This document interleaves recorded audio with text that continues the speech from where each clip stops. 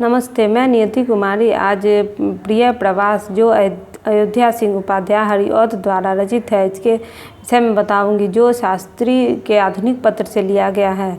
खड़ी बोली हिंदी काव्य में अयोध्या सिंह उपाध्याय हरिऔध का नाम बड़े आदर से लिया जाता है। उनकी खड़ी बोली कविता को पढ़कर ही लोगों को लगा कि खड़ी बोली काव्य भाषा के रूप में पूर्णतः उपयुक्त भाषा है। हरिऔध ने गद्य की रचना के क्षेत्र में पर्याप्त योगदान दिया। प्रद्युम्न विजय, रुक्मिणी परिणय इनके लिखे हुए नाटक है, जबकि ठेठ हिंदी का ठाठ तथा अधकिला फूल इनके लिखे प्रसिद्ध उपन्यास है। प्रारंभ में हरिऔध जी ब्रजभाषा में काव्य रचना करते थे। प्रारंभ में उन्होंने रसकलश में उन्होंने ब्रजभाषा का प्रयोग किया, किंतु धीरे धीरे आगे चलकर उन्होंने खड़ी बोली को महत्वपूर्ण माना। इनके अनेक रचनाएं जैसे श्री कृष्ण शतक, उपदेश कुसुम, प्रेम पंचक, प्रेमांबु प्रवाह, पुष्प विनोद, बहुत से ऐसे रचना हैं जो इनके द्वारा लिखे गए हैं। इन काव्य संकुलों में कहीं जाति सेवा, समाज सेवा, राष्ट्र सेवा एवं साहित्य सेवा की भावनाएं व्याप्त है, तो कहीं आक्रोश एवं व्यंग का आश्रय देते हुए सामाजिक कुरीतियों एवं दुर्बलताओं का विचार किया गया है। इनके द्वारा लिखे गए प्रिय प्रवास और वैदेही वनवास काफ़ी लोकप्रिय और प्रसिद्ध हुए। प्रिय प्रवास की स्थापना 1914 ईस्वी में हुई। यह आधुनिक काल में लिखा गया खड़ी बोली हिंदी का प्रथम महाकाव्य है, जिसकी रचना अयोध्या सिंह उपाध्याय हरिऔध ने की है, जैसा कि मैंने पहले ही बताया है। इस महाकाव्य में 17 सर्ग हैं।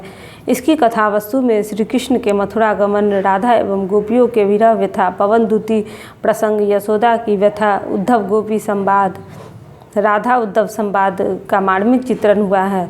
श्री कृष्ण से जुड़ी हुई अनेक घटनाएं जैसे पूतना वध, बकासुर, सक्टासुर, कालीनाग, कंस, जरासंध वध आदि का उल्लेख है। कथानक में राधा कृष्ण के परंपरागत चरित्र को युगीन सांचे में ढालकर प्रस्तुत किया गया है। प्रिय प्रवास की राधा केवल विरहनी मात्र नहीं है, अपितु वह लोक सेविका एवं समाज सेविका भी है।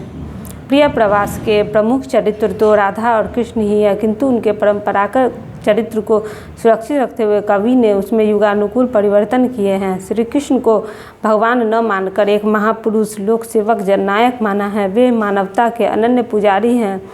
श्री कृष्ण का चरित्र उन्हें एक महामानव की कोटि में पहुंचा देता है। प्रिय प्रवास की राधा भी अपने परंपरागत रूप में न होकर नवीन युग के अनुरूप गुणों से संपन्न है। वह आंसू बहाने वाली विरहनी मात्र नहीं है, अपितु कर्तव्यपरायण लोक सेविका है। नारी सम्मत गुणों से संपन्न राधा आजन्म कौमार व्रत का पालन करते हुए लोक सेवा एवं लोकोपकार के लिए सर्वस्व न्यौछावर कर देती है। श्री कृष्ण की अनन्य प्रेमिका राधा का जीवन कृष्णमय है, किंतु ब्रज भूमि की सेवा में वे अपना जीवन समर्पित कर ब्रज की आराध्य देवी बन जाती है। इस ग्रंथ के नायक राधा और कृष्ण को भगवान न मानकर मानव के रूप में हरिऔध जी ने प्रस्तुत किया है।